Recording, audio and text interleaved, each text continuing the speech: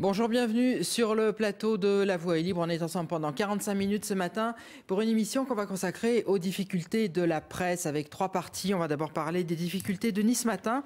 On verra ensuite le financement de la presse. Et puis, nous recevrons après le flash Jean-François Kahn avec qui nous parlerons de l'avenir de la presse avec notamment le développement du numérique. On commence tout de suite donc par la première partie qu'on a intitulée Nice Matin en danger, point d'interrogation.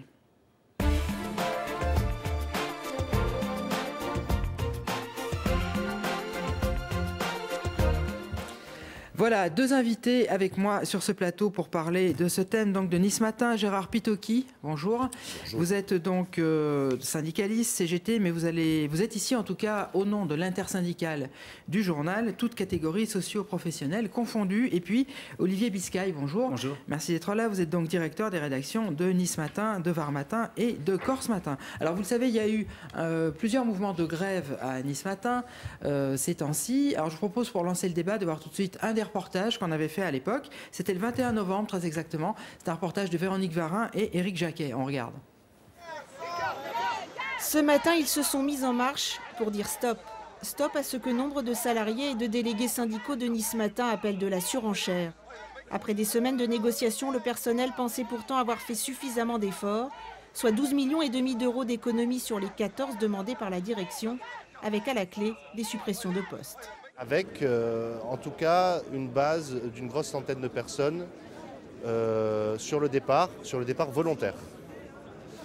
Et nous, ce qu'on nous demandait, c'est 183 à minima, et aujourd'hui la menace qui plane de 200 à 220 départs qui ne seraient plus du tout volontaires.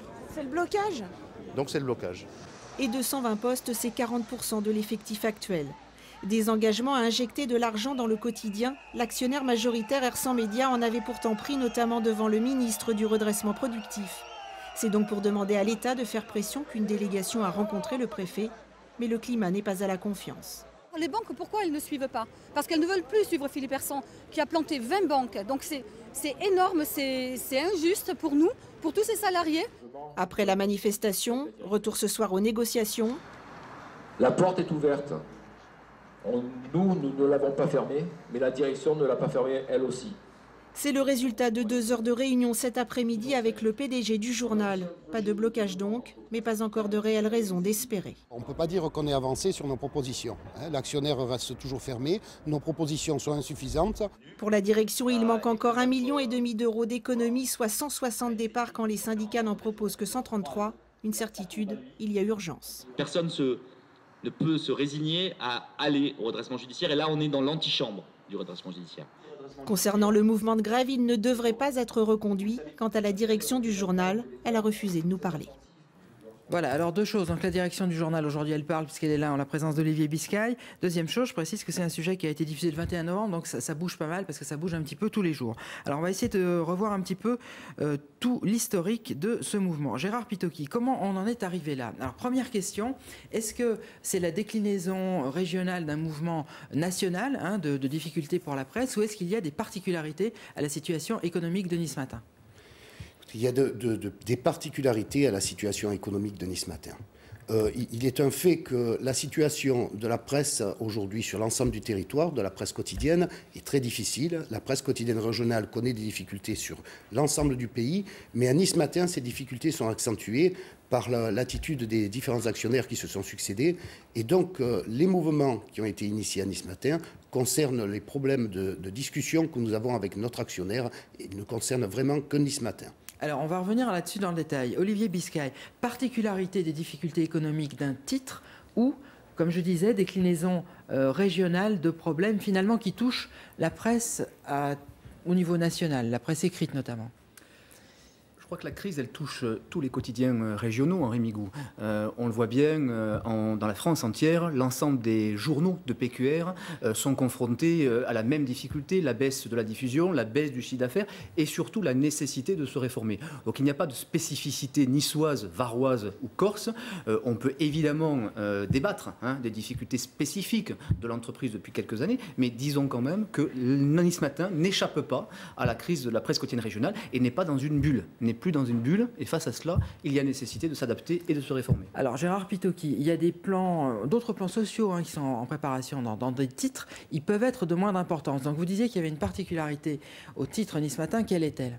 Oui, alors pour reprendre vos paroles, c'est pas ils peuvent être de moins d'importance, ils sont de moins d'importance. Effectivement, sur l'ensemble du territoire, il y a plusieurs titres de presse régionale qui sont en train d'initier des plans sociaux, mais des plans sociaux qui vont concerner de 5, 6, voire 8% de suppression d'emplois, 8% des postes qui ne seraient pas remplacés, alors qu'à Nice Matin, aujourd'hui, l'actionnaire majoritaire, Philippe Hersant, propose de mettre en route un PSE qui supprimerait 33% des effectifs. PSE, ça veut dire c'est un plan social. Un plan social, effectivement, un plan de licenciement qui supprimerait un tiers des effectifs de l'entreprise. C'est sans aucune comparaison avec ce qui peut se présager dans les autres titres de presse régionales partout en France. Alors Olivier Biscay, je disais tout à l'heure, le reportage qu'on a diffusé, c'était le 21 novembre. Depuis, il s'est passé presque 10 jours. Est-ce que ça a bougé? Est-ce que ce fameux PSE, ce plan social, il est en perpétuelle mutation? Où on en est aujourd'hui?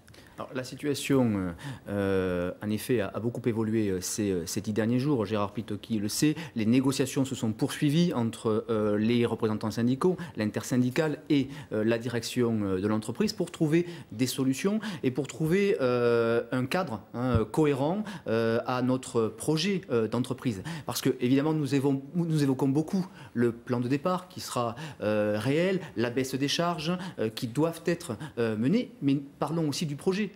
Le but de la négociation en ce moment, le but du dialogue est tout de même de travailler un projet d'entreprise, un projet de développement qui permettra de sauver l'entreprise. On va en reparler du projet. Juste un mot sur ce que disait Gérard Pitoki. Comment se fait-il que ce plan à Nice Matin soit de plus grande ampleur que dans certains autres titres de province ? Henri Migou, d'abord il faut vérifier les chiffres.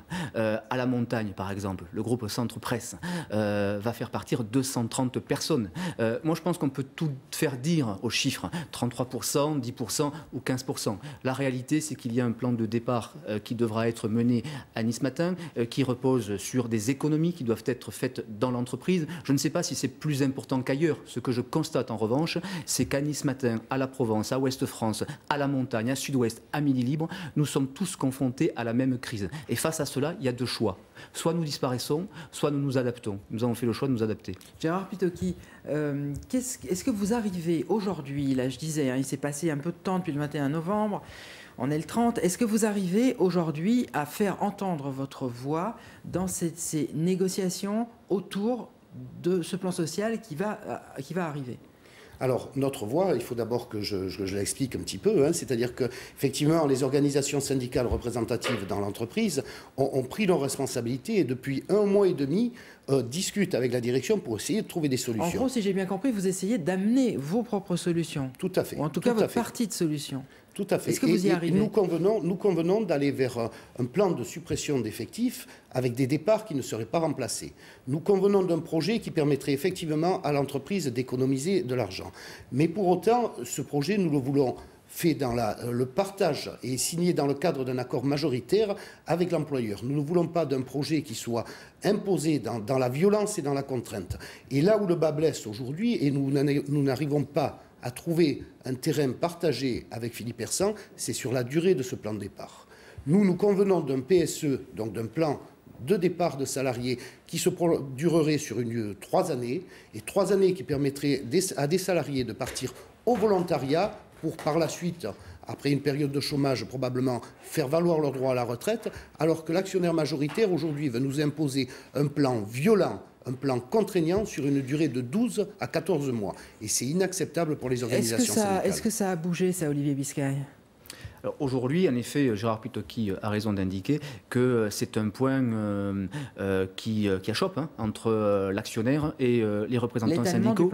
L'étalement du plan social. Mais je vais revenir sur ce que disait Gérard Pitoki parce qu'il a dit quelque chose de très important.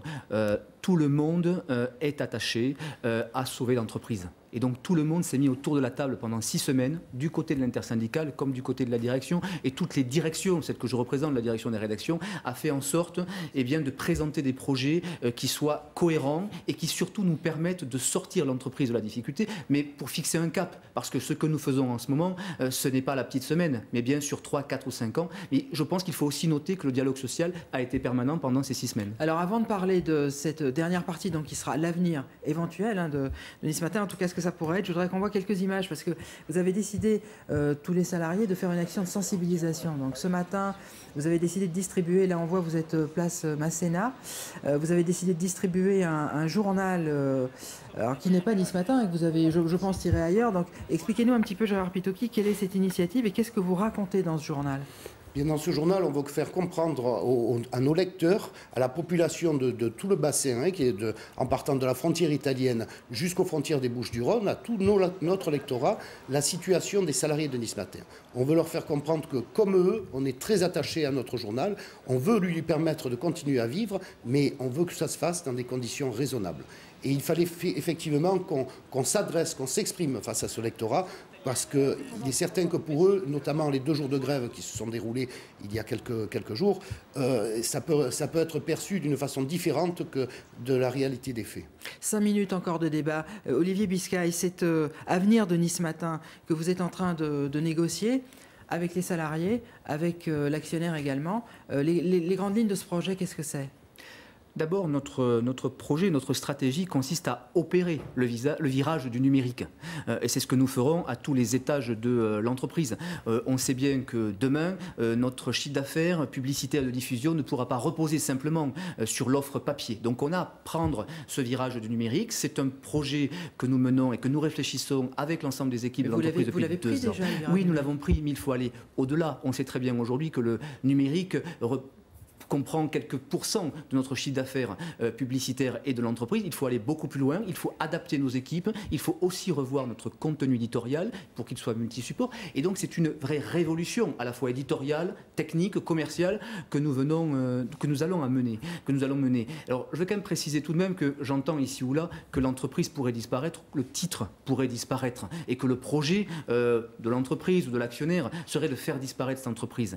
Évidemment, je m'inscris en faux. L'idée, évidemment, c'est que cette entreprise, elle s'adapte au monde de demain, aux consommateurs de demain. Et donc, ça doit passer par une remise en question à la fois du modèle économique et de nos métiers. Gérard Pitoki, remise en question du modèle économique du métier.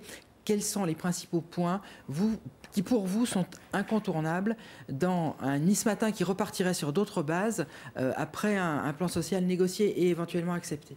Eh bien, écoutez, les points incontournables, c'est tout de même de conserver suffisamment de personnel dans l'entreprise pour continuer à sortir un journal de qualité, à produire un journal à l'attention des lecteurs, à pouvoir leur donner ce qu'ils attendent. Un journal régional qui parle de nos quartiers, de nos régions, qui parle effectivement de toute la Côte d'Azur, et c'est ce qu'attendent les lecteurs. Aujourd'hui, on convient. Tout le monde convient que la presse doit se moderniser, doit se diversifier, qu'elle doit s'emparer du numérique, mais pour autant, le papier a encore de belles années devant lui. Il y a encore énormément de lecteurs qui attendent tous les matins d'avoir dans leur boîte aux lettres ou chez leur revendeur un journal sur support papier. Est-ce que vous avez proposé un certain nombre d'économies possibles, réalisables, au niveau des salariés et pas uniquement de l'actionnaire ? Bien entendu, mais l'économie, c'est uniquement les salariés qui le font. Les salariés se sont engagés sur des projets qui correspondent quelque part à une baisse de salaire. Aujourd'hui, nous avons convenu sur une cotisation que nous payons pour une couverture en cas de décès, d'abandonner cette cotisation, mais pour autant, nous ne récupérerons pas l'argent qui est versé dans cette cotisation. Il sera consacré au redressement de l'entreprise. C'est donc, les salariés font des efforts énormes. Ça correspond à une baisse de salaire, finalement, cette cotisation que nous versons et que nous ne récupérerons pas. Et il n'y a pas que ça. Nous avons convenu de faire des efforts sur les heures supplémentaires qui disparaîtront. Nous avons convenu de faire un tas d'efforts pour permettre une économie substantielle des comptes de l'entreprise. Et nos projets sont démontrés, ils sont même chiffrés par la direction, ce qui prouve la certaine crédibilité du projet que nous projetons. Et aujourd'hui, nous arrivons à faire une économie qui se situe entre 2 et 3 millions d'euros, uniquement sur des mesures portées par les salariés de l'entreprise. Alors Olivier Biscay, il y a donc aujourd'hui un actionnaire actuel, et puis il y a éventuellement des investisseurs potentiels. Ça, je suppose que vous ne pourrez pas nous donner de nom, mais je crois qu'il y en a. Vous voyez, il y a aussi également des salariés qui sont prêts à faire des efforts. Est-ce que l'ensemble de ces éléments peuvent amener à une sortie de crise? Nous l'espérons tous. Et nous y travaillons depuis des mois. Aujourd'hui, nous avons en effet des candidats investisseurs qui sont prêts à étudier le dossier Nice Matin. Avant cela, ils souhaitent qu'un plan de réorganisation, un projet, un plan social, un plan de départ soit travaillé avec l'ensemble des organisations syndicales. C'est-à-dire qu'on investit après le plan c'est le préalable. C'est le préalable, c'est ce que nous ont indiqué l'ensemble des candidats qui aujourd'hui seraient intéressés par Nice Matin. Est-ce que vous vous rendez compte qu'aujourd'hui, cette presse qui est en train de disparaître, de tourner le dos à un modèle économique prospère, souhaiter s'investir et souhaiter aller dans ces entreprises, c'est très rare. Donc on a besoin de travailler notre projet, besoin de travailler l'organisation, donc aussi tout simplement pour aborder les révolutions de demain, qu'elles soient journalistiques, commerciales, techniques, et je crois qu'on y est tous attachés. Je vous demande à chacun, parce que ça va être la fin de cette partie, quels sont les prochains rendez-vous, les prochaines échéances importantes, selon vous, dans l'avenir de Nice Matin? Gérard Pitoki. Mais écoutez, les échéances, ça serait dans un premier temps d'arriver à convenir d'un accord partagé avec la direction, puisque nous avons convenu de suspendre les négociations pendant une semaine. Elles reprendront à l'issue de cette semaine. Et il faut à tout prix que nous arrivions à convaincre notre actionnaire de porter un véritable projet tel que se doit le porter un investisseur. C'est-à-dire qu'on renégocie pendant une semaine supplémentaire, c'est ça? Non, c'est suspendu pendant une semaine. À l'issue de cette semaine, ça reprendra. Je ne saurais vous dire maintenant pour combien de temps, mais l'essentiel pour nous est d'arriver à parvenir à un projet partagé. Un projet qui sache s'adapter sur une certaine durée de temps et non pas qui soit imposé dans la contrainte et dans la force et serait susceptible d'entraîner des mouvements sociaux dans notre entreprise qui auraient certainement des conséquences sur l'avenir de l'entreprise. Olivier Biscay. Je crois qu'il y a 3 étapes. Première étape, en effet, c'est ce protocole d'accord entre la direction et les organisations syndicales. Ça, c'est un temps important qui doit se poursuivre dans les prochaines semaines. Deuxième temps, c'est évidemment l'investisseur, puisque nous sommes tous attachés, nous avons besoin d'un investisseur pour mener un projet à bien. Et puis, il y a le troisième temps, c'est celui de l'avenir, c'est celui de l'espoir et du positif, c'est-à-dire de mener le projet. Et ça sera la période 2014-2016. C'est vital pour l'entreprise et c'est vital pour nos équipes. Merci à tous les deux et bon courage. On passe à la deuxième partie donc, de l'émission qu'on a intitulée « Le financement de la presse ».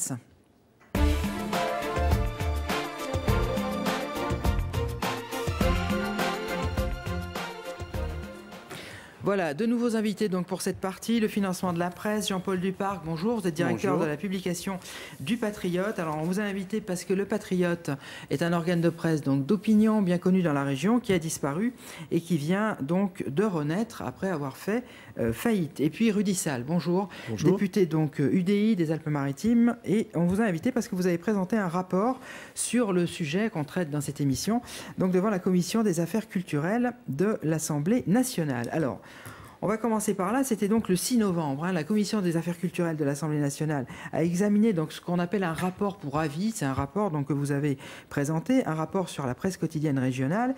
Et vous faites un état des lieux qui est alarmant. Alors, 2 questions. Quelle méthode utiliser pour ce rapport? Qui vous avez entendu? Et quel est le détail donc, de vos conclusions? Est-ce que c'est vraiment aussi catastrophique que ce qu'on comprend quand on le lit en détail?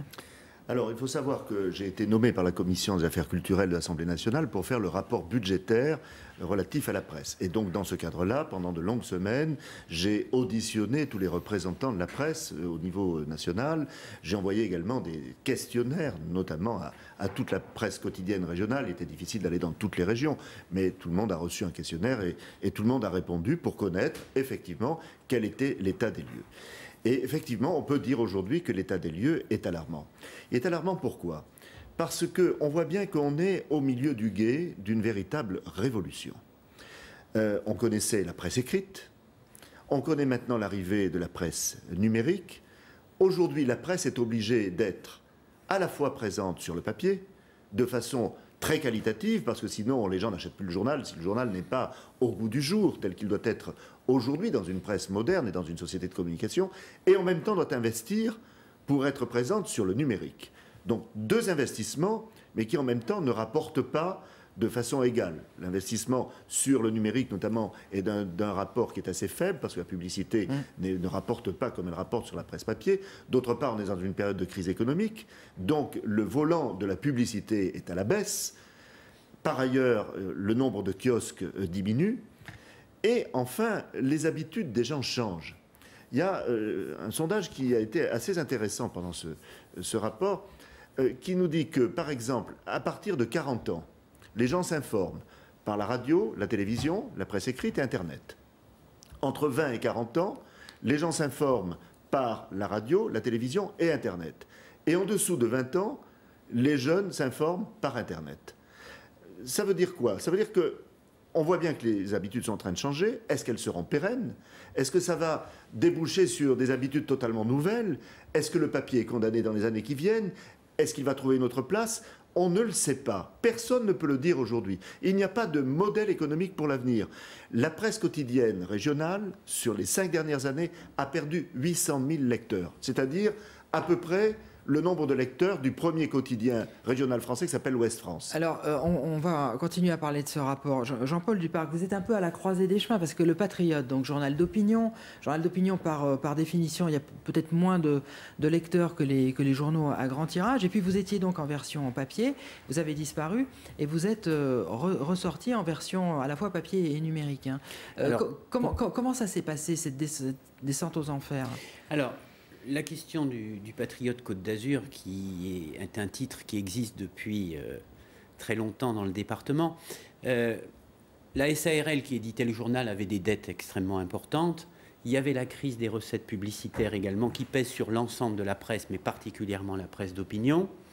Et donc, il y a eu un dépôt de bilan suivi d'une liquidation de cette SARL le 30 mai dernier. Comment nous sommes repartis pour un nouveau journal? Ce n'est pas une reparution, c'est un nouveau journal, parce qu'y compris la démarche va être différente. On a lancé à partir du mois de juillet une campagne pour avoir des lecteurs fondateurs qui ont souscrit pour fonder un nouveau journal en se préabonnant à un journal qui n'était qu'une hypothèse.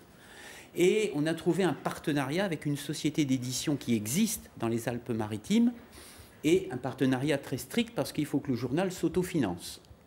Et à partir de là, mais nous sommes un journal y compris militant, nous arrivons à avoir réussi à faire paraître depuis le 3 octobre ce nouvel hebdomadaire dans le département. Alors il y a un sujet sur lequel je voudrais qu'on revienne, c'est le problème des aides à la presse. Vous allez voir pourquoi. Il y a, je pense que c'est un sujet qui peut réunir la droite et la gauche. Il y a Marie-Georges Buffet qui est venue à Nice Matin, c'était le 22 novembre dernier. Vous allez voir, parce que c'est un problème que vous abordez également dans votre rapport, Rudy Sall. On regarde ce sujet de Véronique Varin et Éric Jacquet.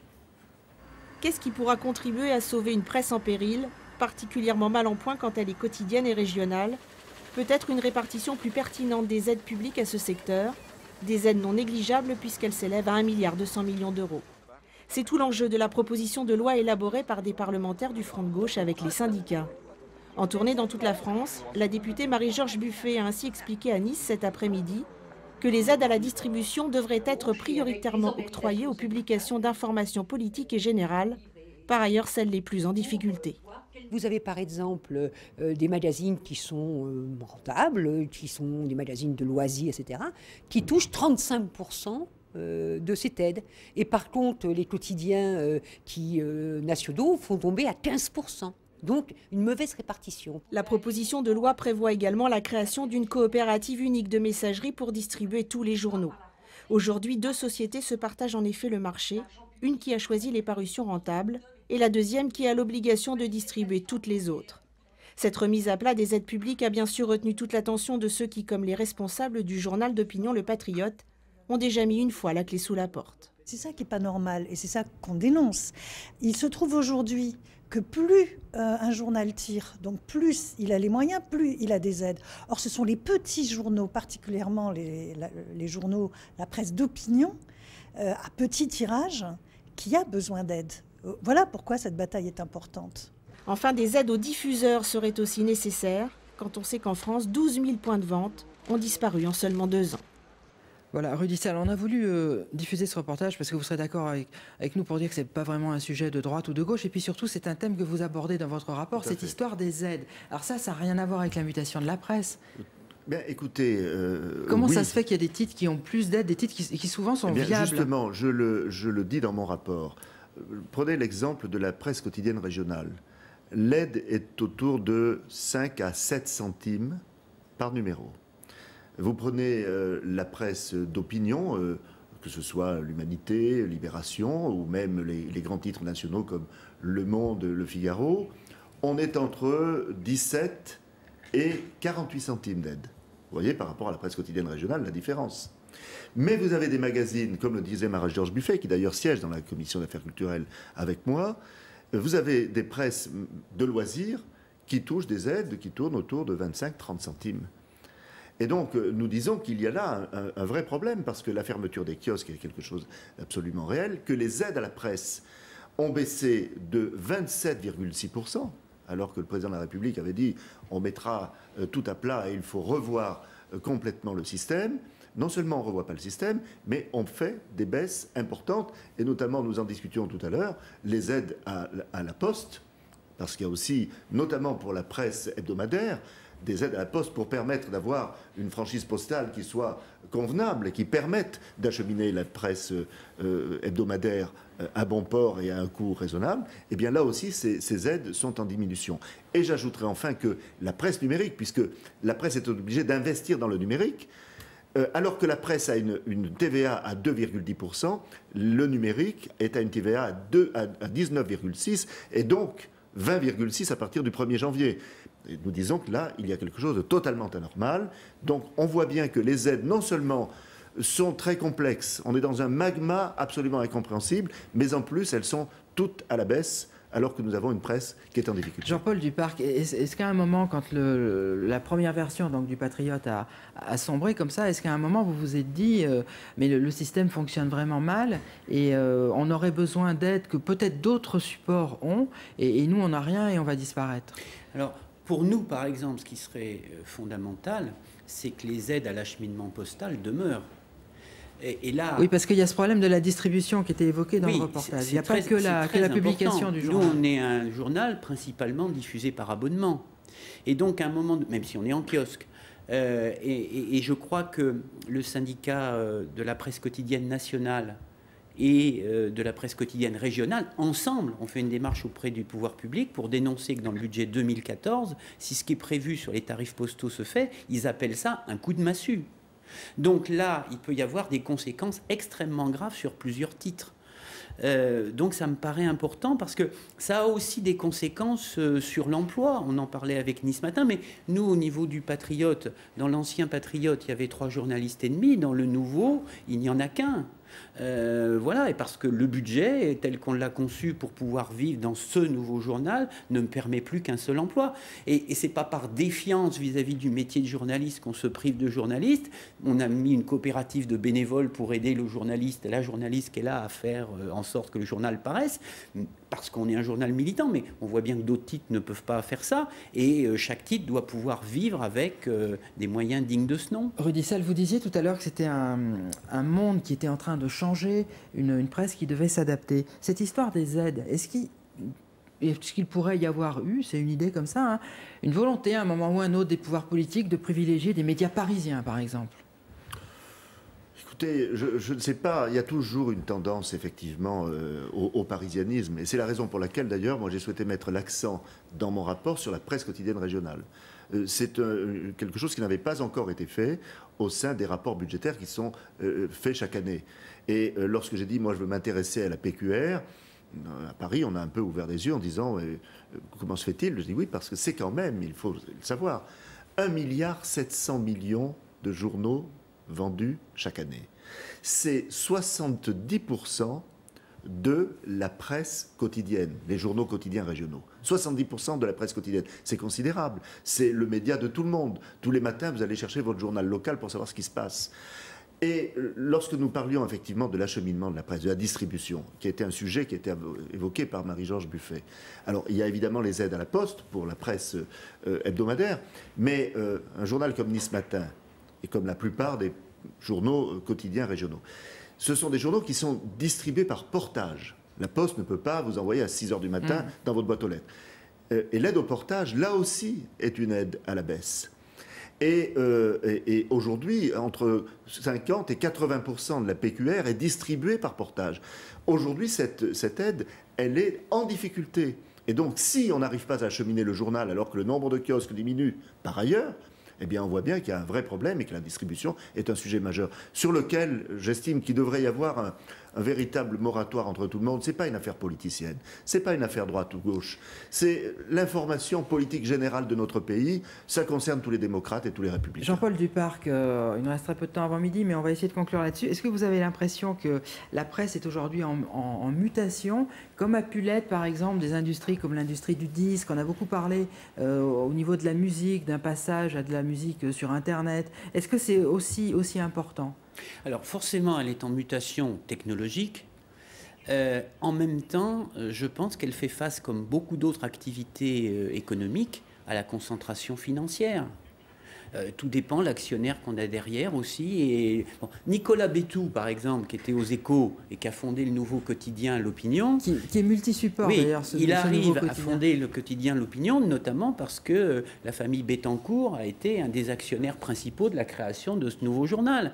Donc à un moment donné, il y a la concentration financière, il y a le poids des investisseurs. Moi, je pense qu'il faut revoir. Il y a une loi Bichet de 1947 qu'il faudrait peut-être revoir sur les aides à la presse et le service public de la presse. La presse fait partie du pacte républicain. Voilà, c'est pas qu'une affaire économique ou de rentabilité. C'est une question, y compris de service public, d'accès à un pluralisme de l'information.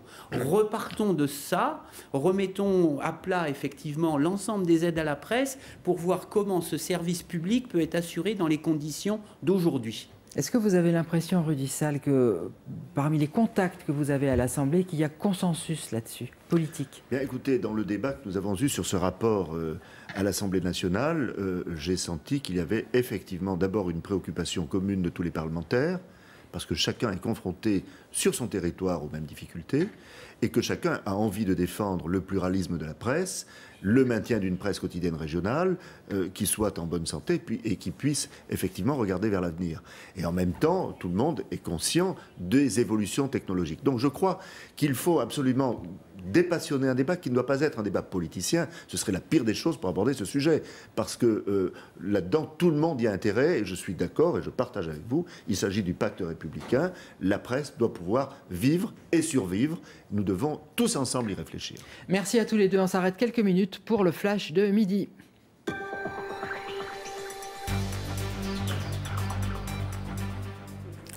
Voilà, il est midi. Oui, il est midi, donc le flash. Vous savez que l'actualité principale aujourd'hui, ce sont les obsèques de Georges Lautner. Ça se déroule à Nice, à la cathédrale Saint-Réparate. On va tout de suite retrouver Pascal Massat, qui est sur place. On le retrouve en direct de la place Rossetti. Pascal Massat, bonjour. Oui, bonjour Henri. Les obsèques donc de Georges Lautner qui sont toujours en cours ici donc dans la cathédrale Saint-Réparate de Nice. Des obsèques qui ont démarré avec un petit peu de retard. Le corbillard est arrivé vers 11h30 ici sur la place Rossetti. Peu avant, c'était sa famille et les proches de Georges Lautner qui avaient pris place dans l'église. Avant cela, son autre famille, celle du cinéma, qui est venue. Famille proches, mais aussi de nombreux anonymes. Plusieurs centaines de personnes s'étaient rassemblées pour rendre un dernier hommage à Georges Lautner, un dernier hommage à cette figure incontournable du cinéma français, Georges Lautner, dont Céline Roland nous dresse une nouvelle fois le portrait. Bonjour. Le pape de la comédie populaire nous dit aujourd'hui adieu, mais il laisse derrière lui quelques 42 films et beaucoup de souvenirs. Né en 1926 à Nice, l'enfant du Midi, trop timide pour devenir acteur, se lance dans la réalisation et remporte son premier succès avec Le Monocle Noir en 61. Son style, un cinéma à la bonne franquette, fait de système D et d'humour grinçant. Une vie, c'est une vie. Quand j'ai fait des films glorieux, je l'ai su qu'après. Et pendant que j'ai tourné, j'ai toujours adoré ce que je faisais. Que ce soit des films de merde, que ce soit n'importe quoi. Amusant, non? Georges Lautner n'a jamais oublié la Côte d'Azur, une maison à Grasse et de fréquents tournages dans le sud, comme celui de Joyeuse Pâques en 84 à Nice. Alors nightclub, discothèque, musique, boisson, c'est compris dans le forfait. La consécration est arrivée plus tôt, en 64, avec les Tontons Flingueurs. Suivent Le Professionnel, Flic ou Voyou, ou encore La Maison Assassinée. 35 ans de carrière et presque toujours les mêmes autour de Lautner. Au dialogue, Audiard. Et devant la caméra, les plus grands, Gabin, Delon, Belmondo. Tout le monde bouffait. Et le propre principal dans une équipe, c'est de donner à bouffer à tout le monde. Et miraculeusement, on a réussi. Mais on ne savait pas, qu'en faisant les tontons flingueurs, qu'il y avait un dessert pareil dans la nourriture. Souvent flingué par la critique, apprécié du public, le tonton s'est éteint à Grasse le 22 novembre dernier. Quand même un peu de chance. Voilà ce que je voulais. Voilà. Alors je le disais, beaucoup de monde a pris place dans l'église. On citera, et beaucoup de personnalités bien sûr, on citera en premier Jean-Paul Belmondo bien sûr, qui a signé 3 films avec Georges Lautner, dont le plus grand succès au box-office du réalisateur, Le Professionnel, c'était en 1981. Je vous propose d'écouter quelques réactions recueillies juste avant le début de la cérémonie. J'habite Nice, je suis pas loin, c'était une personnalité que j'aimais beaucoup, pour ce qu'il a fait aussi. C'est le papa des tontons flingueurs. Je l'ai connu, Georges, je travaillais dans les palaces au Carton-à-Cannes. Je voudrais lui porter la loi de la reconnaissance et la loi contre l'oubli. Parce qu'il était resté un petit, comme nous sommes tous, et on grandit tous ensemble, on est un peu plus grands. Georges était un ami de 33 ans, voilà. Donc on était voisins, on se voyait assez souvent, surtout depuis la mort de Caroline, de sa femme. Alors moi j'ai tout simplement marqué, avec tout mon amour je te serre dans mes bras, avec toute ma reconnaissance je prie pour ton bonheur ainsi que celle de ta famille et tes amis. On ne peut pas s'imaginer ce qu'il a pu nous donner, ce qu'il a pu nous apporter, ce qu'il a pu me donner à moi. Et pour moi c'est vraiment plus qu'émouvant, je ne peux même pas parler. C'est en même temps un beau souvenir, très beau. Hein? Qu'est-ce qu'il a ce cinéma français? Un grand livre. À droite, à droite. Vedette. Voilà. Beaucoup d'émotions, monsieur. Oui, beaucoup d'émotions. Oui. Voilà. Oui, donc beaucoup d'émotions, vous l'avez entendu ce matin, parmi ces personnalités, ces anonymes qui sont venus rendre un dernier hommage à Georges Lautner. Réaction aussi de l'un de ses amis, Jean-Pierre Leleu, le maire de Grasse, qui a tenu à revenir pour nous sur l'homme généreux qu'était Georges Lautner. On l'écoute. Il réunissait très régulièrement des amis. Il aimait être entouré dans son moulin ici à Grasse. Il aimait beaucoup recevoir, faire de bons repas. C'était un bon vivant. Et c'était un homme qui était tellement sensible en réalité qu'il masquait cette sensibilité sous une façon un peu provocante, avec des expressions parfois très lapidaires. Voilà Henri, ce que l'on pouvait dire ici sur ces derniers hommages à Nice à Georges Lautner. Le cinéaste va maintenant prendre la direction du cimetière du Château, ici à Nice, où il reposera désormais aux côtés de sa mère, Renée Saint-Cyr. On reviendra bien sûr longuement ce soir sur ses obsèques dans le 19-20. Merci Pascal. À ce soir, donc, dans le journal, on continue donc la suite de La Voix est libre, qui est consacrée à la presse, avec une dernière partie qu'on a intitulée « L'avenir de la presse ».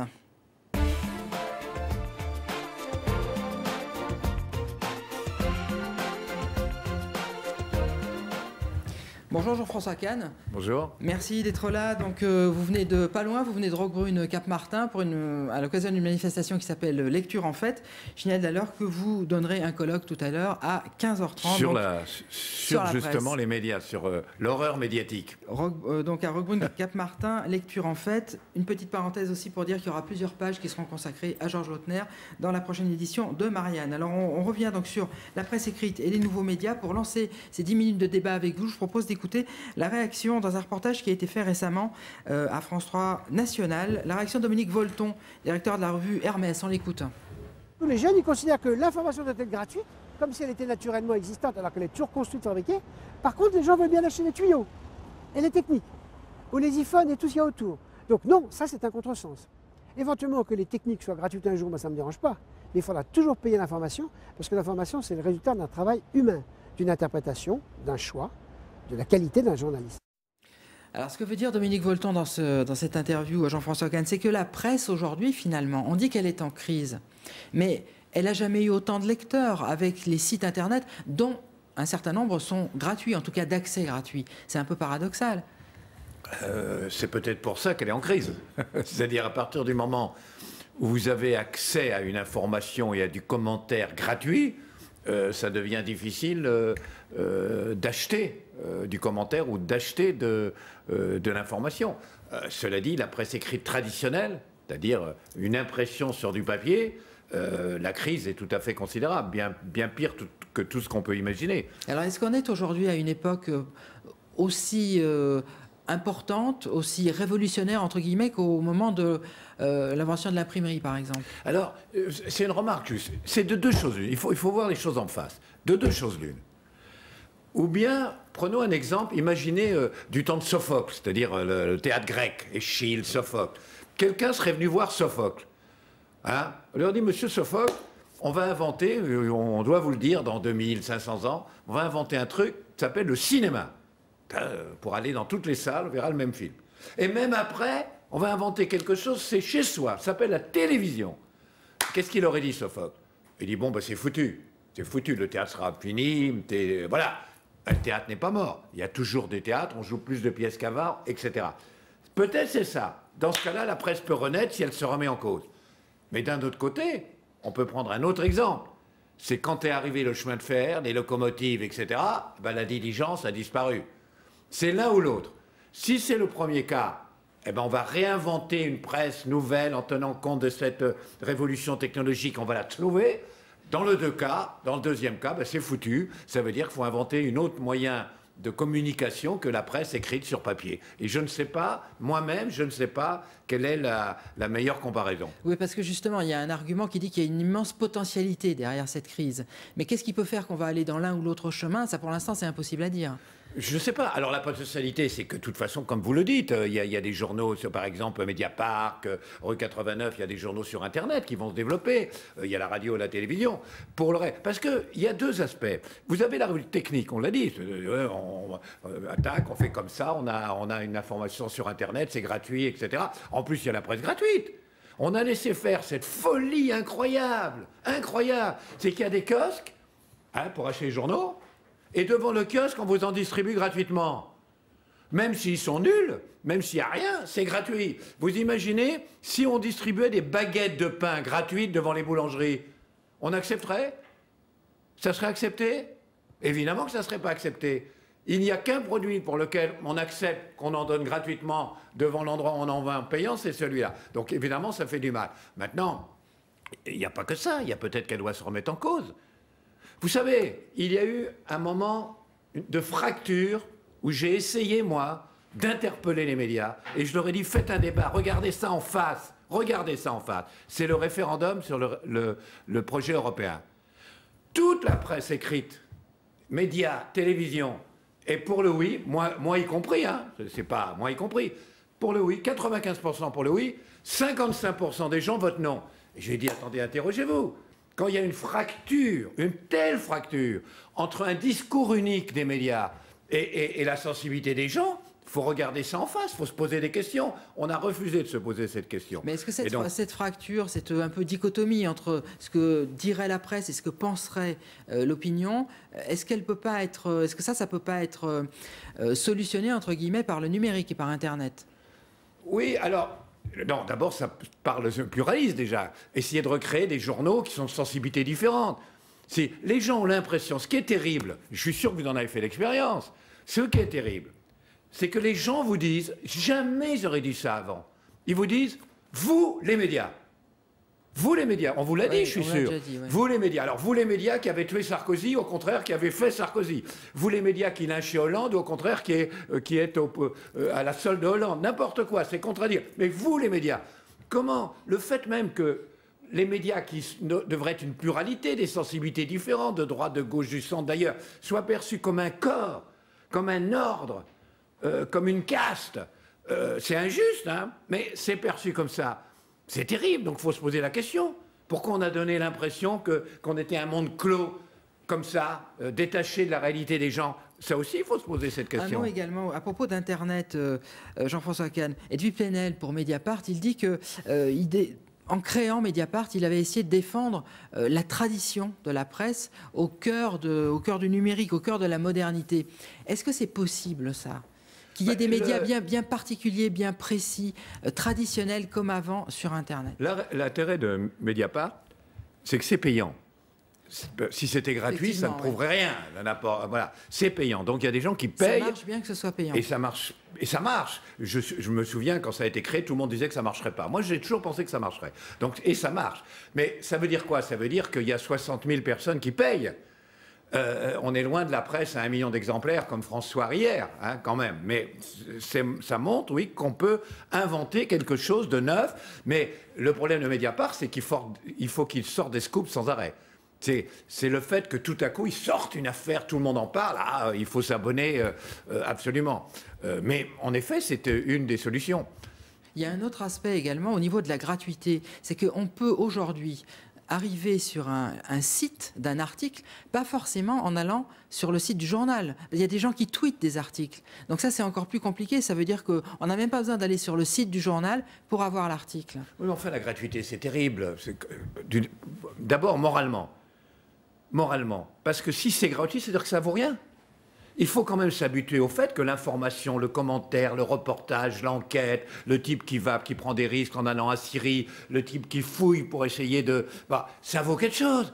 Si on habitue les gens que ça vaut rien, donc il n'y aura plus de hiérarchie, tout se vaut. Donc il faut habituer, oui, Et d'autre part, je vais vous dire, si on ne paye pas, il n'y aura plus de reportage, il n'y aura plus d'enquête, il n'y aura plus rien non plus. Donc la gratuité est quelque chose de, quand même de très pervers. En même temps, je comprends que les gens soient contents d'avoir un produit gratuit, mais comme je vous l'ai dit, s'ils avaient une baguette gratuite, une voiture gratuite ou un vélo gratuit, ils seraient contents aussi. Mais si tous les vélos étaient gratuits, il n'y aurait plus d'industrie de vélo. Non? Je vous remercie Jean-François Kahn. Alors je rappelle donc que vous êtes à Lecture en Fête donc cet après-midi, c'est à Roquebrune-Martin. Donc il y a un colloque à 15h30. Le thème du colloque? C'est l'horreur médiatique. De quoi vous allez parler exactement? De ça, que la presse a fait des progrès en vérité. Vous savez, malheureusement, ça fait très longtemps que je suis dans ce métier. Enfin, je ne le suis plus d'ailleurs, mais je l'ai été longtemps. Et je trouve qu'il y a des progrès. Mais le système est devenu pervers. Le système, on l'a vu dans l'affaire Leonarda. Dans l'affaire Leonarda, c'est un Titanic des médias. Qu'une petite affaire de rien du tout ait pris cette ampleur hystérique, ça pose un problème. Donc il faut s'interroger. Merci Jean-François Kahn. Je vous donne rendez-vous dans le journal de ce soir également où nous développerons l'information politique de la journée. C'est l'officialisation de la candidature d'Olivier Bettati à la mairie de Nice. Il l'a annoncé ce matin, donc on développera ça dans le journal de ce soir. Et puis je vous donne également les programmes de l'après-midi sur France 3, comme d'habitude. À 15h20, un documentaire qui s'appelle Port Olympia, c'est sur le port de Nice, ça s'appelle Chronique des quais. À 16h15, Chronique du Sud, c'est sur Sainte-Agnès, le petit village au-dessus de Menton. Et puis, petit bain de culture en Méditerranée, l'histoire du conte de Sanderval. Voilà, pour les programmes. Très bon après-midi sur France 3, à samedi pour une autre Voix est libre. Merci, au revoir.